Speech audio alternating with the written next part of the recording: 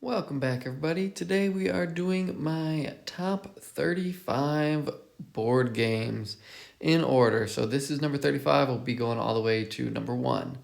So let's get going. The first one is Micro Macro Crime City.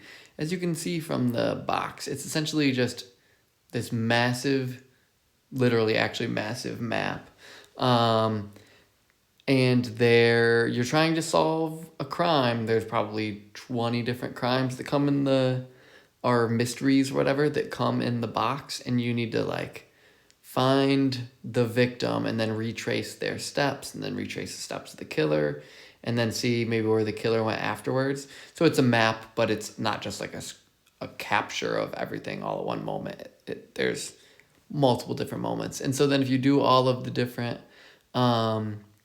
mysteries, you'll reuse some locations like the library or the burger stand on the top left up here or whatever. So this is a really cool game. It's really, really creative. It won the Spiel des Jahres. So definitely would recommend this one. Okay, next we have Rhino Hero, which this is like the only kids game that I am just absolutely in love with. Rhino Hero Super Battle is actually the best one. Anyways, that doesn't matter. This game is really, really good. You just build these towers and just compete to have your superhero be the highest when the tower eventually falls. So you just build every turn, roll a die, and then move your character or whatever. This game is just awesome. A lot of fun. I own 3 versions or 3 copies of it, so you can build it like 6 feet tall or whatever. So it's crazy, pretty awesome. All right, Queen Domino. I haven't played this one in a while, but man, this game is so good. This is a rare. So I hate Carcassonne, which is a tile placement game. Yeah, just seems like a horrible game to me. Queen Domino, well, actually, King Domino is the first one, and King Domino is similar to Carcassonne, I would say. I haven't played Carcassonne a ton, but it's very similar. But it's a horrible game as well. King Domino is not a very good game, but Queen Domino has these red spaces that you can essentially buy things from a communal board, and I don't exactly remember what the term for them is, but you can add things to your map to give you extra points, which is really, really cool. And you can burn things to keep your opponents from getting it, and you gotta compete to have the most towers and the most knights, blah, blah, blah. There's all these things you can do. So Queen Domino is a really, really good, simple, fun game. Definitely recommend this one. Okay, Forbidden Island is a game that I have played forever. It's one of my first co-op games I probably ever did. And this game is just so good. Very, very, very simple. But if you play on the highest difficulty, it's not an easy game. So I love games where you can just adjust the difficulty very easily. So at the beginning, just play at novice. You'll figure it out. And then as you go, you can make it more difficult so that it's always challenging to you no matter how good you are at the game. But this one is just very, very simple, and the theme of it is just so cool. So, big fan. Okay, Axis of Villains. Apologies for the grainy photo here. But Axis of Villains is another co-op game. I guess I'm a big co-op fan, where you are playing as the DC characters trying to defend your ship from a bunch of villains, specifically 4 big bads and then all of your specific villains. So you essentially just have to punch the bad guys before they get to your location. And you can team up with people, and you're better at attacking, Batman's better attacking Joker than he would be attacking Brainiac, I guess. So it's just a really cool, simple game. I think this one came up from Target way back in the day, but I still play this one today and I'm a big fan. Okay, Castle Panic. This is kind of another kids game, I guess you would say. And this one is another one where you're just trying to defend a castle from a bunch of people that are coming from you or coming at you. So these two are actually very similar. Castle Panic has a ton of expansions though, whereas the previous game doesn't have any. So you can there's siege towers that will come at you eventually, and the monsters get crazier. You can like fight against a dragon and all this stuff. And you can have a wizard tower, which lets you do some crazy effects, and you can build trebuchets and catapults and all this stuff or whatever. So this game is really cool, and I'm looking forward to playing it in the future as well. Okay, Battle Cry. This is probably one of the first like real board games that isn't like the most, it's like not Monopoly or any standard game that I ever played.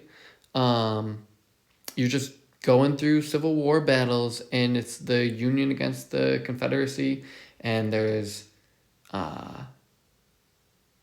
like campaigns you can go through. I can't remember how much of this is actually the game and how much of it is the stuff you print off of Board Game Geek. But yeah, this is just a really good tactical game. Definitely not for everybody.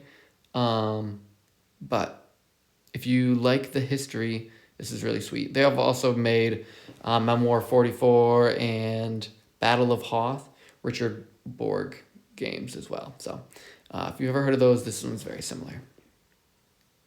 Okay, Dice Masters. This is our first collectible game, I guess I'd say. So Dice Masters is a game where you play, there's a ton of IPs in this game. Like there's DC, Marvel, D&D, Teenage Mutant Ninja Turtles, WWE. There's so many things in this.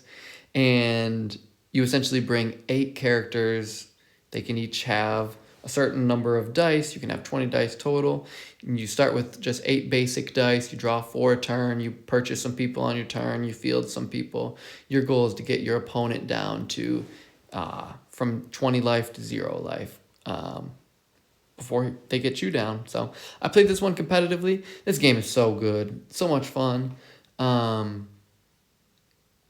Yeah, just very solid. I have a lot of good memories of this one. So I actually qualified for the, I can't remember if I qualified for nationals for this. I think I qualified for nationals for this game. So I wasn't able to go, but yeah, cool one. Secret Hitler. This is actually probably the game out of all of these that I have probably played the most. I've probably played at least 1,000 games of Secret Hitler in college. Yeah, just a super good game. Social deduction can be really helpful for just the actual world and knowing who to believe and who not to believe. Essentially, there's X number of people that are playing, and then so let's just say that there were 7. There would be 4 liberals and 3 fascists. The 2 of the fascists would know who each other were and who Hitler was. Hitler wouldn't know anything. The liberals don't know anything. The fascists are trying to pass fascist policies or get Hitler elected as chancellor after 3 fascist policies have been passed. The liberals are just trying to play a bunch of liberal cards. You get some information, you get to kill people throughout the game. This game is really, really, really, really strategic, even though it's, I don't know, some people might consider this a party game. This game is so strategic. We even had like playbooks that would be like our secret things of moves that we could eventually make. So had so much fun with this game. Absolutely recommend. Okay, this is the next collectible game. This is Star Wars Miniatures. This is the first collectible game I ever played. And this game is just awesome. I'm a huge Star Wars fan. And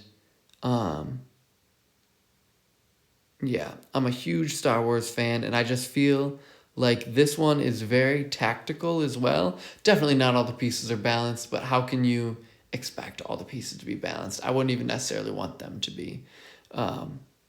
Definitely a fun game to collect and a fun game to play. So, yeah, this one brings back a ton of good memories as well. Okay, Coup. I've actually probably played at least 500 games of Coup as well in college and a little bit after. This is a game where at the beginning you get dealt 2 identities of the 5 identities that you could have. You can take any of the actions you want to, without any penalty, except the only thing is someone might challenge you and essentially say, I don't believe that you're the Duke, quote unquote. And then if that happens, you either, if you are the Duke, you have to change that card in and get a new card. But then your opponent loses one of their two identities. Or if you were lying, then you would just flip one of your cards face up and you essentially lose one of your identities. And it's like the last person standing wins. People have said that this game has a little bit of like king making. And I can definitely see that as well. King making, essentially, when you get down to 3 people, one person knows they're not going to win and they just pick which of the other 2 is going to win, theoretically. That's a specific example. But I often find that doesn't always happen. And even when it does, I don't know that it bothers me too much, because it's like you always could have done things earlier in the game to get you more resources or make you less of a threat, where you wouldn't be in this situation. You can still control your outcome, I guess, in my opinion. So people can just hate you and just decide to kill you. That's the thing that I might not like about this game. But if they do that, then I guess good for them or bad for them, because it'll either help them or hurt them. So I really like this game. Very simple, very quick, very cool. Okay, Bonanza. This one might be surprising. This game came out a while ago, and this is just like a really fun game that I enjoy playing with my family and my extended family, I guess. Yeah, honestly, this is one of the only games that I consider like a real modern board game that I can play with, I don't know, I guess I feel like just almost anybody. But it's like deeper than just the most basic game in the world. So this game we just call the Bean Game. It's so much fun. And yeah, this is one where I absolutely get hated on in this game as well. But I, at one time, was so good at this game. So just a lot of fun. Okay, Rummikub. This is just another classic. This one actually won the Spiel des Jahres as well, way back in the day.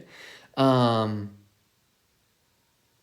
this game is about as simple as it can be, but it's just a really, really, really good game. I would absolutely recommend this one. Okay, Atlantis Rising. This is another co-op game. Atlantis is going under, and you have to build, I think it's, maybe you have to build 9 components to this teleportation device, and then empower it at the end of the game before your island sinks, so you can teleport to another dimension. Yeah, this game's really cool. I really like this one. I think the components are really nice, especially with the second edition. Yeah, just a big fan. Caution Signs. This one is about as simple and as basic as they can be. And this one's just a funny game. It's really funny to me because I can't remember if you have like 30 seconds to draw or if it's like 10 or 15. But regardless, whatever you have, your drawing is almost certainly not going to look very impressive. And it's just funny. So let's just say you were playing with 5 people. There would be one person who would be the guesser. They'd have their 30-second timer. Everybody else would get an adjective and a noun, essentially. And then they would have 30 seconds to draw on one of their 2 sides of the board. And then you put in you put the pictures in front of the guesser, and then you put the cards in front of the guesser as well. And you just put a few extra cards in there as well. Then they have to match them up, and everybody gets points based on how many you get correct or whatever. This is another game, though, that I don't really like doing the points. It's just more fun to just enjoy it than it is to try to be the best. Although, I guess you can do it whatever you want to. Okay, so Tag Team. Tag Team is a very well-liked game that came out last year. It is an auto battler. It's only 2-player. There's I want to say a dozen characters you can play as. They're all really unique and they all work really well with certain people and really poorly with other people. And they have good matchups and bad matchups. So I actually pretty much suck at this game, but I really like it. So I also really like this company. Speaking of this company, we have Sky Team, which is another 2-player co-op game. And I just really like this. Essentially, you can like fly to Atlanta, fly to Beijing or JFK, wherever you would want to. There's different places you can fly, and then depending on where you're going, there will be turbulence, or you might have some, like your radio might be down. You gotta get rid of the seagulls and the planes and all this stuff or whatever. You gotta like, I don't know. There's a whole lot of thematic stuff that you would do. Not that I know anything about flying, but it seems really cool to me. I really like this game. It's very quick, very simple, and you can totally lose this game. There's like 30 ways to die and 1 way to win. So it's very cool. Okay, Sagrada. This one is really sweet. It is a dice and a dice drafting and window crafting game. So it's very pretty. It's based on the cathedral that's being built, I believe, in Spain. That's been being built for like 200 years or something like that. Yeah, this one I really like as well. Sorry, let me just say where we are. This is number 18 out of the 35. So, yeah, big fan. Okay, pictures. This one won the Spiel as well. This one is just so simple. There's a grid of, I think, 4x4, and you draw, each person draws from a bag, and they get a little token that says you're doing A4, and let's just say that it's these 2 butterflies that I'm trying to represent. So maybe I'm using a string, maybe I'm using some blocks, maybe I'm using some rocks and sticks. But somehow I have to build in this little area and get people to guess that I'm building these 2 butterflies so that it correlates with this. And then once everyone's finished their picture, quote unquote, you go around and guess what everybody else has, and you get points based on how many people guess yours and how many you guess correctly. This game is just so creative, and when you're on the same page as somebody, I just find it so rewarding. Just a lot of fun. Okay, Can't Stop. This is another classic. This is Sid Sackson, who is famous in the board game world, and this game is about as simple as it can be. But man, I love this game. It is... I love games that I think about how I win, not how to play the game, if that makes any sense. You're literally just rolling 4 dice, and then you take the dice and put them in groups of 2, and then you move up the track for both of the totals. So if you rolled 4, 4, 5, 5, you could do 8 and 10. You could do 9 and 9. I think those are the only 2 combinations for those. And then you would just move up your progress. But the fun part about it is you can risk it as much as you want to. So you have 3 trackers, and as long as you roll your 4 dice and you have 2 that can equal one of your things you're making progress on, you can keep going. But as soon as you roll, let's just say a 1, 1, 2, 2, and all of your numbers are high, you are going to bust, so you lose all your progress. So the goal of the game is essentially just to, or the fun of the game is figuring out when to stop and when to push your luck. And your goal is to just have 3 to progress all the way on 3 of the tracks. So like complete the 7s, 8s, and 4s or whatever.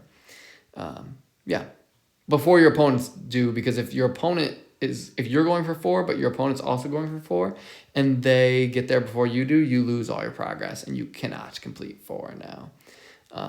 Yeah, so this game is just so cool. I'm a big fan. Okay, this one might look weird. This is Hearts, which is the card game Hearts. I've never actually seen this art before, but I guess why would I? Everybody just plays with a deck of cards. I love Hearts with the caveat that I always play that if you hit exactly 100, you go back down to 0, which I think is such a fun way to play. Because it gives somebody who's reached the 70s or 80s some actual hope in winning. Because there's something specific that they can go to, or they can just try not to get points, whatever floats their boat. But this game is awesome.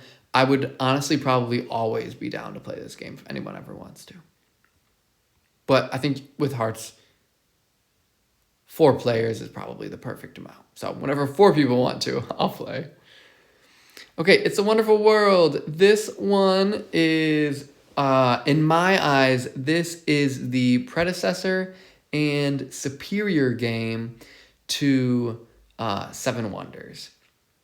This is a drafting game where you're kind of building your civilization, theoretically.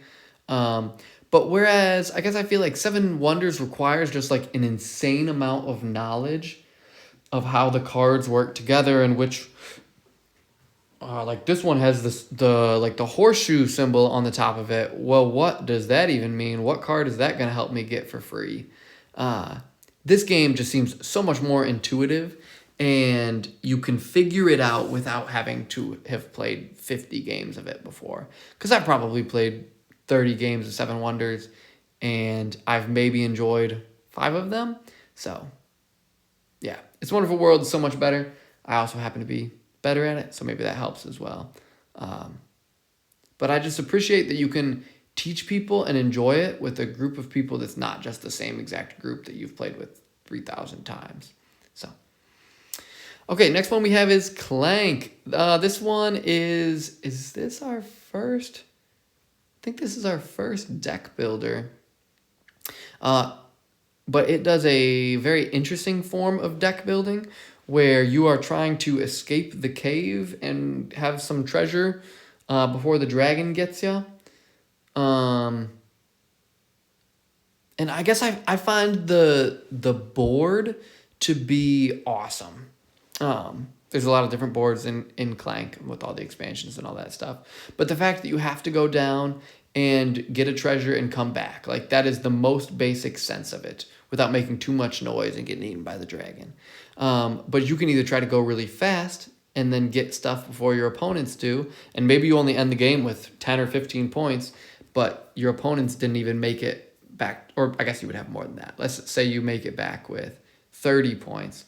If your opponents die before they ever get the treasure, they get 0 points, and if they get a treasure but it's not worth much money and they can't actually escape out of the castle, then they're not going to get many points either. So you can either go... There's a lot of strategies you can do in this game, which I really appreciate. And it feels like you're actually playing with your opponents because there's certain objectives that you can get if you go to certain spots. So if I'm going down this passage and then my opponent is going down there, well, maybe they're going to get the token before I do. So maybe I don't want to go that direction, or because I know that they're really fast and they're just going to beat me there. So you can really mess people up in this game. I'm a big fan. Okay, Liar's Dice. This is another game that I just absolutely love. Yeah, Liar's Dice is just an awesome, awesome, awesome game. Everybody saw it in Pirates of the Caribbean too. Yeah, and I'm just a huge fan. I would pretty much always play a game of this if people wanted to as well. Super, super simple, but I feel like there's a lot of strategy. And this is... like I was saying earlier, how there's things that you can do in Coup to make it so that like you don't get screwed later on in the game. I feel like that's the same exact thing here. So, yeah, just love this game. Okay, I think this is number 11, so we're almost in our top 10. Number 11 is Marvel Champions, and this is our... I guess I will say that this is our last... I guess you wouldn't even really say this is a collectible game. This isn't really a collectible game. I guess this is an LCG, I believe. Yeah, LCG.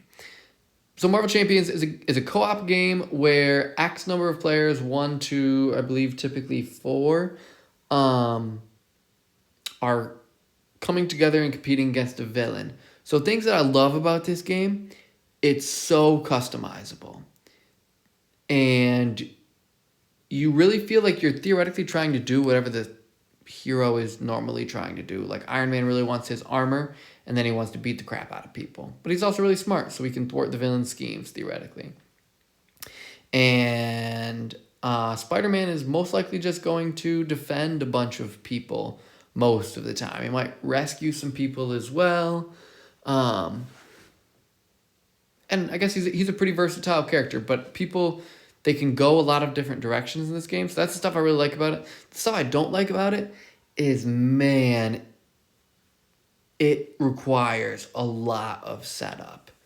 And in order to actually play the game, in order to get the entire game, it would probably cost about $1,500 maybe, which is just not something I want to do.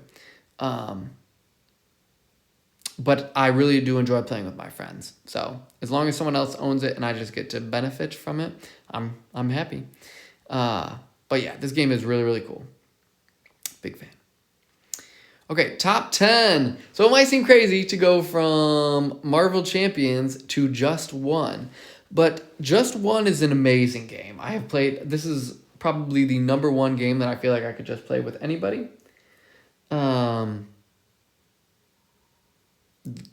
Essentially all it is that one person is the guesser and they will pick a number. So in this case, it's number 2, and everybody else is trying to give them one-word clues that are unique from the other clues.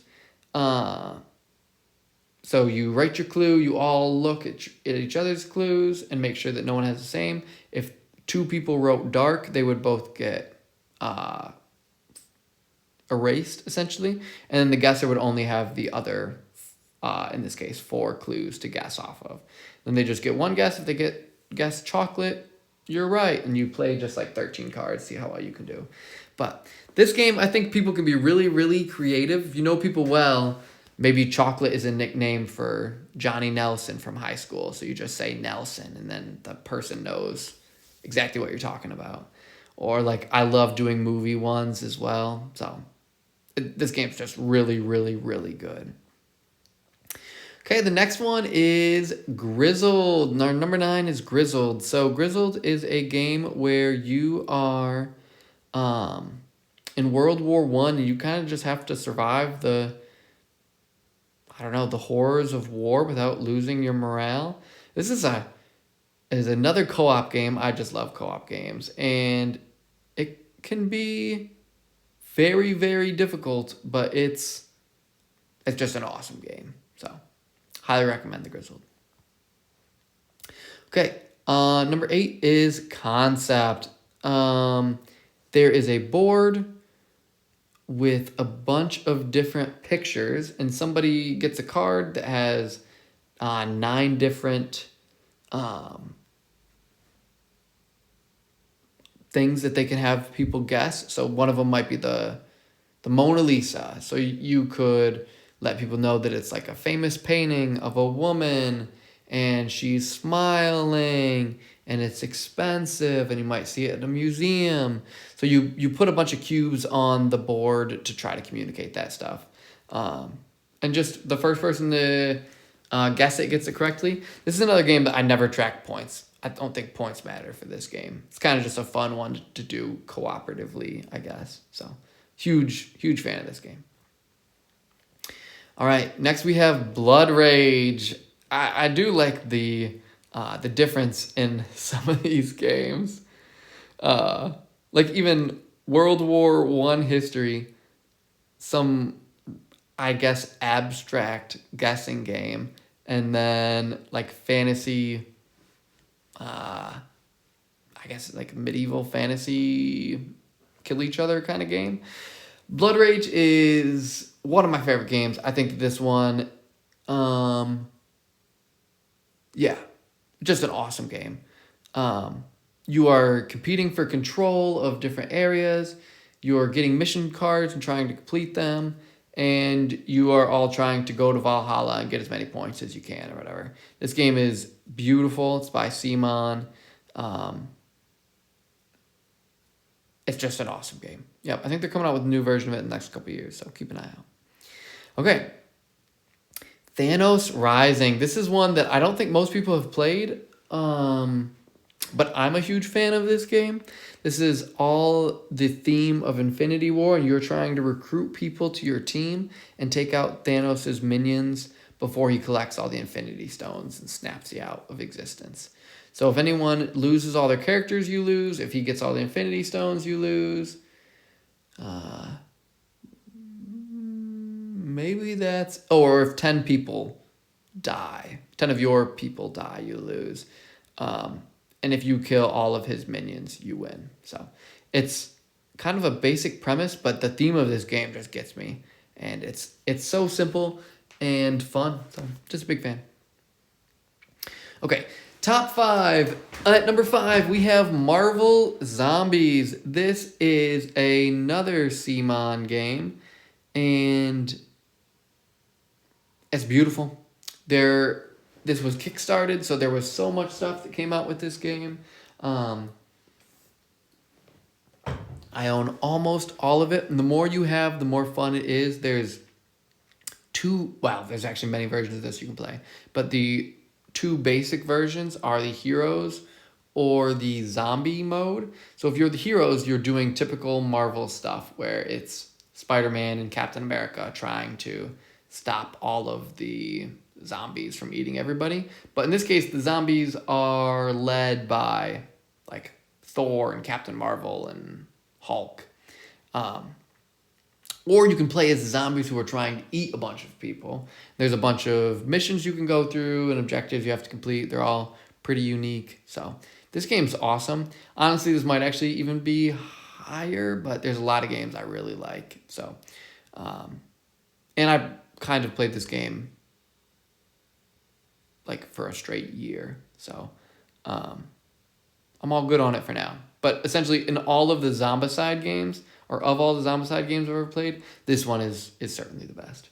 So, okay, next we have Marvel United. So, I just told you that I played this game for a year.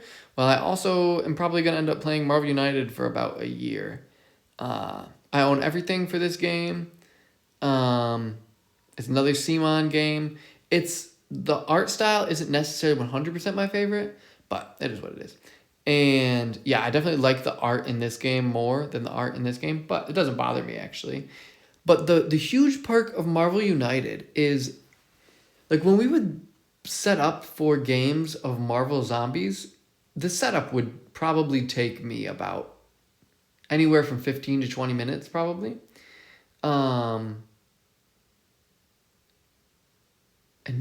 And that's like with a sprawling table of stuff, I guess. And I have an entire basement dedicated to board games pretty much. So if anyone should be able to make it work, it's me, but it still takes a while. With Marvel United, you can play the game in like 20 minutes normally. And so you can like play 3 in one night if you're just sitting down for board games for a little bit. And they're so easy to set up. This is like the antithesis of Marvel Champions, where once you finish a game of Marvel Champions, it's like, all right, do we want to run the same exact heroes? Because if we do, we can play another game. If we don't, we'll be sitting here for another 45 minutes figuring out what we want our decks to be. Oh, you're using the Quinn Carrier? I was planning on using the Quinn Carrier. I guess maybe I'll just put in the Helicarrier, but that's not good enough. What should I put in instead? There's so much thinking in Marvel Champions, which is why it's such a good solo game, but I feel like it's not as good as a collaborative game, I guess. So, but yeah, this game is just so simple. The heroes all feel super unique and cool. The villains all feel super unique and cool. There's some people that are super good. There's some people that are horrible, both for the villains and the heroes. But yeah, I'm just a huge Marvel fan. And I guess I'm a huge CMON fan as well. So, but the last 3 are not CMON, so let's go. Number 3 is the War of the Ring card game. It's so funny that this one makes it all the way up. But to be honest, I play this game a decent amount, and I still play with my friends a lot. And yes, this game certainly has its flaws. But honestly, the more I play it, the more I think that it might not actually have those thought flaws that I think that it does. And I love the theme. It's just awesome. But without further ado, let's get to number 2, which is the War of the Ring board game. Now, I probably played the card game 10 times. I've probably played the card game 10 times as much as the board game. But the board game is way more immersive, I guess, which is often something I don't care about that much. But with Lord of the Rings, I certainly do. And I have like the painted pieces for the board game. And it's all gorgeous and all that stuff. So it's fun to play. It's something that I want to play. And every time I play it, it's like an event. Like Marvel United is pretty much never an event. It's like a fun thing to do and to enjoy, but it doesn't take up your whole night. It probably takes up an hour. This one probably takes up an hour, maybe an hour and a half, depending on how crazy the game ends up being. This one can take up to like... I've probably played a game of this that's been 6 hours long. We have all the expansions and all that stuff, and that game probably took longer than it needed to. But a game of this will probably take 2+ hours, and maybe even up to 4. So this game is just incredible, but it's not as incredible as my number 1 game, Spirit Island. My wife got this game for me for... let's say our anniversary or maybe my birthday. I can't remember what it was. But regardless, so this is a cooperative game, which makes sense. You are a bunch of spirits. I think it's like 1 to 6 players at this point. And you are trying to defend your island from conquerors, conquistadors, invaders, whatever you want to call them. So like England, Prussia, France, Russia, Scotland, etc. Or you can just go generic, I guess, and make it super easy. But there's like 40 different spirits you can play with, and there's probably another 40 different aspects you can change those spirits with. This game is so thematic, and actually, I love the theme.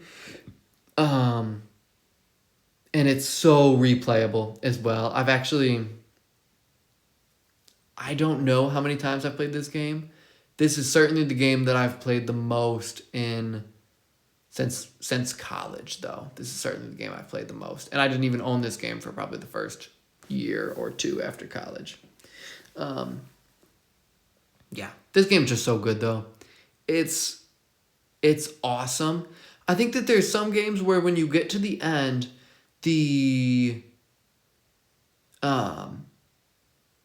resolution doesn't always feel epic. And I guess every once in a while you will be like, all right, we've essentially won this game in Spirit Island, but then you should just increase the difficulty in the next game you play.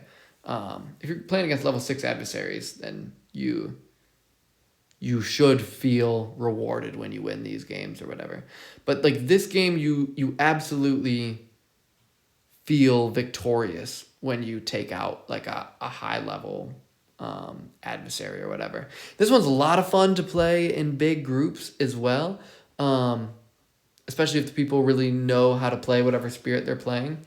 And each of them are just so unique. So I guess I could just go on and on and on about Spirit Island, but that is my number 1 game, and that's my top 35. So thank you for watching, everybody.